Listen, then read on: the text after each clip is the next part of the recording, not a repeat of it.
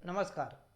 मैं अशोक राज आप सबका इस कोचिंग संस्थान में स्वागत है। यूपीएससी के लिए महत्वपूर्ण टॉपिक है, साथ में अदर स्टेट पीसीएस के लिए भी या अन्य परीक्षाओं में भी इसकी महती भूमिका दिखाई देती है। 3 शैलियाँ हमारे पास हैं। एक गंधार कला है, दूसरे नंबर पे मथुरा कला और तीसरे नंबर पे अमरावती कला। इन तीनों अगर शैलियों की बात करें, ये जो तीनों शैलियाँ हमारे पास हैं, एक गंधार कला, दूसरी मथुरा कला और तीसरी यदि बात करेंगे तो अमरावती कला, ये 3 कला बहुत महत्वपूर्ण हैं। अब एक एक पर हम चर्चा करते हैं। ये चर्चा का बिंदु हमारा कैसा होगा? एक जो गंधार कला है, इस गंधार कला में बाहरी प्रभाव क्या रहा है, इनमें प्रयुक्त सामग्री क्या रहा है, इसका धार्मिक प्रभाव क्या रहा है, इसके अन्य प्रभावों पर भी चर्चा करेंगे। ठीक इसी तरह से मथुरा और अमरावती पर देखेंगे। एक एक करके हम डिफरेंस देखते चलते हैं क्या है इसमें। अगर बात करेंगे इसमें, सबसे पहले हम देखेंगे ये जो गंधार कला है, गंधार शैली जो है, ये गंधार कला जो शैली है, इस गंधार कला में हम देखते हैं, इसमें देखिए जो गंधार कला है ये यूनानी कहिए या हेलेनिस्टिक, ये मूर्ति कला से संबंधित है। इसकी अत्यधिक इसका प्रभाव रहा है, इसलिए इसे इंडो ग्रीक कला के रूप में भी जाना जाता है। तो कुल मिलाकर के यूँ समझें, जो गंधार कला है, गंधार कला में जो दिखाई देता हमें, तो उसमें यूनानी और भारतीय दोनों का मिश्रण रूप दिखाई देता है। इसका मतलब यदि आ जाए, गंधार कला या गंधार शैली इंडो ग्रीक शैली का सम्मिश्रित रूप है, तो एकदम सही है, एक्यूरेट सही है। यूनानी या इसी को कह सकते हैं हेलेनिस्टिक है, ये मूर्ति कला का अत्यधिक इस पर प्रभाव दिखाई देता है। इसका मतलब इंडो ग्रीक का प्रभाव गंधार कला में है। गंधार कला में क्या है, गंधार कला की अगर बात करेंगे तो यहाँ पे जो मूर्तियाँ बनाई गई हैं, खास करके बुद्ध की मूर्तियाँ या कोई भी मूर्ति, तो इसमें मानव में जो है, जो आदमी है उसमें मूँछों का प्रयोग किया गया, मुछ जो होते हैं। और जो हमारे मथुरा शैली है, इसमें मूँछों का प्रयोग नहीं किया गया है। तो आगे मिलेंगे, हम चलते हैं आगे। मथुरा पे देखते हैं, इसके प्रभाव पे हम देखेंगे। इसका जो बाहरी प्रभाव, अभी हम बाहरी प्रभाव की चर्चा किए हैं, अब इसके बाद में मैं मथुरा कला पर प्रभाव पे चर्चा करता हूँ। मथुरा अगर कला की बात करेंगे तो मथुरा शैली में देखेंगे, यह स्वदेशी है। कैसा है? स्वदेशी। स्वदेशी मतलब इसका जो प्रभाव दिखाई देता है, स्वदेशी प्रभाव दिखाई देता है और स्वदेशी रूप में ये विकसित किया गया है। यह बाहरी संस्कृतियों से बिल्कुल नहीं प्रभावित है। इसका मतलब बाहरी संस्कृतियों का इस पर प्रभाव नहीं दिखाई देता है। यहाँ तक सबके समझ में आ गया होगा। अब दूसरी चीज़ अगर हम बात करते हैं, इसके साथ में अमरावती की बात करते हैं। अमरावती जो कला है, अमरावती कला में स्वदेशी ये भी है और इस पर भी कोई बाहरी प्रभाव नहीं दिखाई देता है, ये ध्यान देना है। अमरावती पर भी कोई प्रभाव नहीं दिखाई देता है। तो यहाँ तक सबके समझ में आ गया होगा, इस पर कोई प्रभाव नहीं है। अब अगर इसमें प्रयुक्त सामग्री की बात करें, गंधार शैली में कौन सी सामग्री है प्रयुक्त की गई है, तो देखेंगे प्रारंभिक अगर बात करेंगे, प्रारंभिक गंधार में जो है नीले धूसर रंग से ये बलुआ पत्थर का जो है उपयोग किया गया है। नीले धूसर रंग में बलुआ पत्थर का प्रयोग किया जाता है, जबकि बाद की अवधि में मिट्टी और स्टूकों का प्रयोग होता है। ठीक इसी तरीके से अगर देखेंगे मथुरा शैली में चित्तीदार लाल बलुआ पत्थर का प्रयोग होता है। किसका होता है? चित्तीदार लाल बलुआ पत्थर का। जबकि इसमें देखेंगे अमरावती शैली में, देखेंगे अमरावती शैली में अगर बात करते हैं, अमरावती शैली में क्या दिखाया गया? मूर्तियां जो है सफ़ेद संगमरमर से बनाई गई हैं। अमरावती शैली में मूर्तियां किसकी बनाई गई हैं? सफ़ेद संगमरमर की बनाई गई हैं। जबकि मथुरा में देखे थे क्या था? मथुरा में हमारे पास क्या दिखाई दिया था? लाल बलुआ पत्थर दिखाई दिया था। क्या दिखाई दिया था? चित्तीदार लाल बलुआ पत्थर से बनाई गई मूर्तियां दिखाई दी थी। ये मथुरा शैली में है। अमरावती में क्या था? सफ़ेद था, सफ़ेद संगमरमर था। यहाँ तक सबके समझ में आ गया होगा। दूसरे नंबर पे अगर हम देखते हैं इसका धार्मिक प्रभाव क्या रहा है, अगर हम बात करते हैं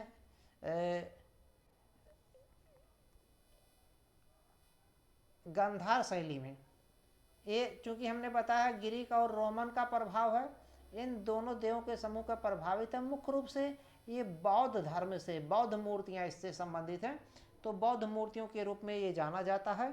ये बहुत ही इम्पॉर्टेंट है, बौद्ध के रूप में जाना जाता है, बौद्ध मूर्ति के रूप में धार्मिक प्रभाव में अगर देखते हैं तो। दूसरे नंबर पे देखेंगे मथुरा में, देखेंगे तो तीनों धर्म दिखाई देते हैं। हिंदू भी दिखाई देता है,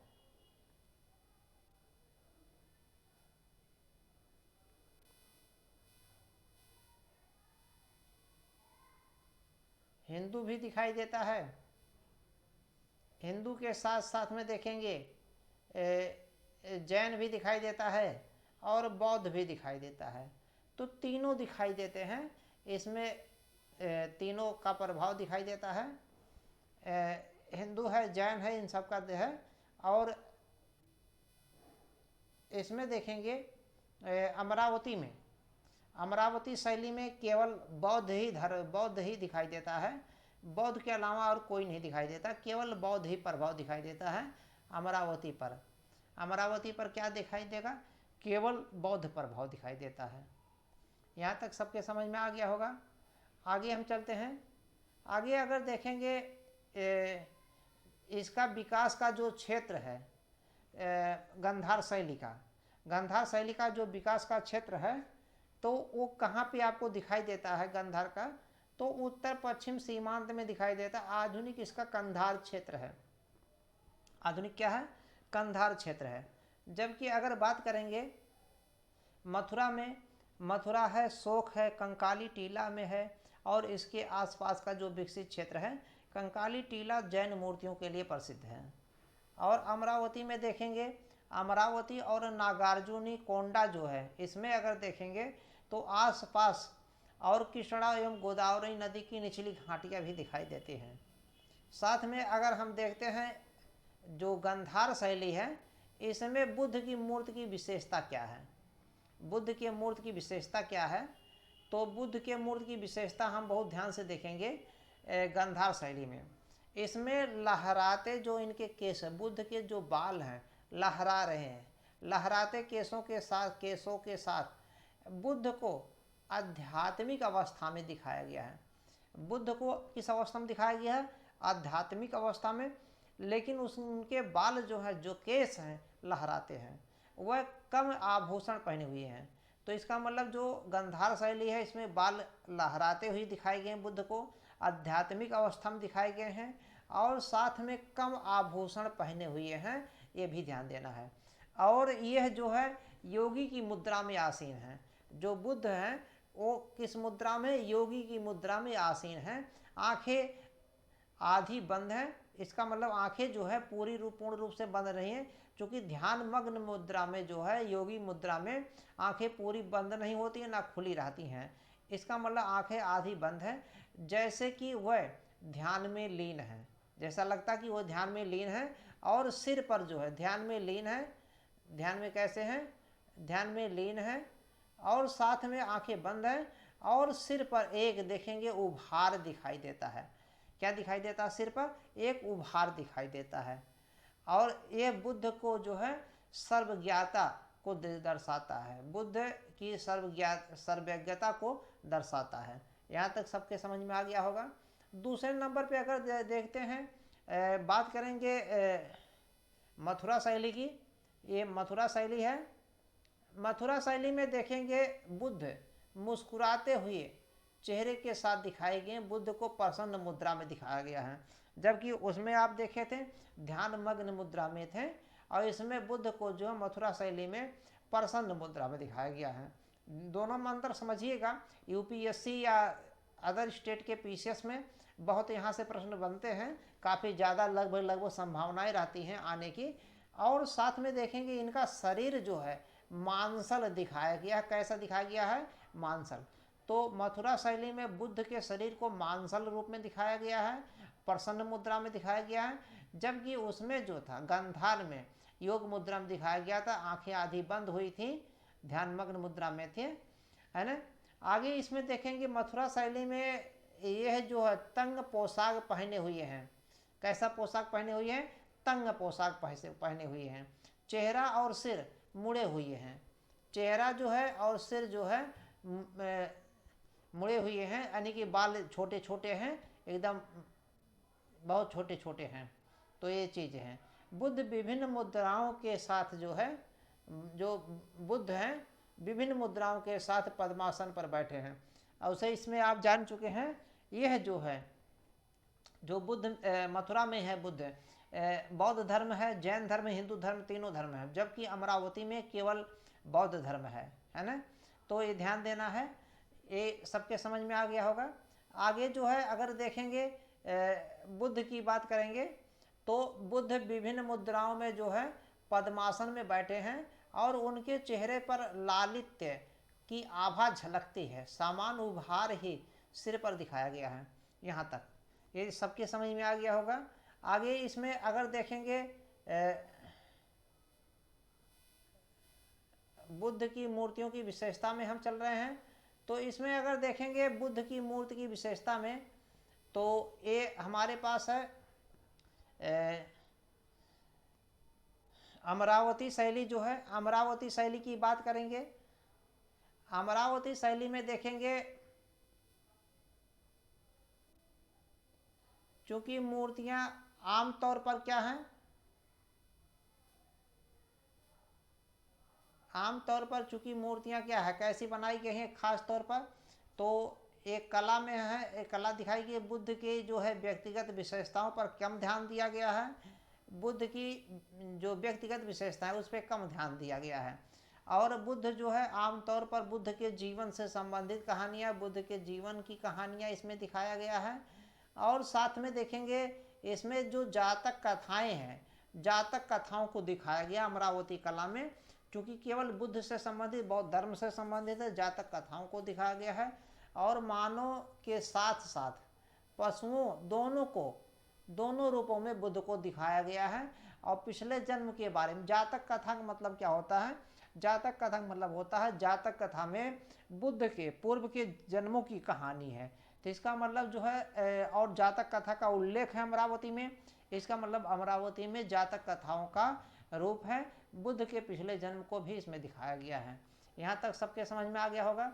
तो हम आगे चलते हैं, देखेंगे ये देखिए जो हमारे पास उदाहरण के रूप में है, तो ये है गांधार शैली का।